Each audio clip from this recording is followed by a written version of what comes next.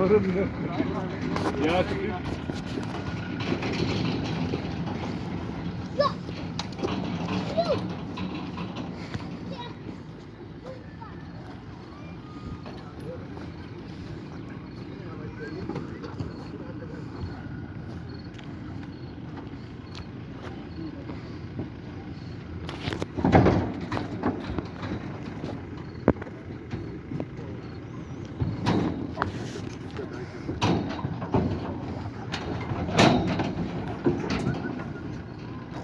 Babam.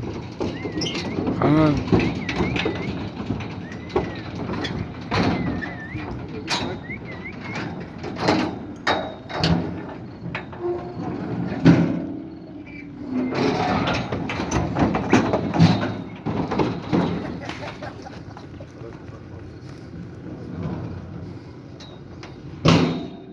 Hangi babam?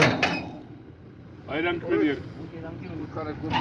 Hangi babam? Zal ik misschien volgende maand zoeken aan het weer op. Kijk maar niet zo'n beetje hoor, niet zo maar niet maken, het loopt even weg. Ja, Maar zo'n dag op dat die is weer op de ja, ik zal zo maar doen. Ayran. Hangi babam?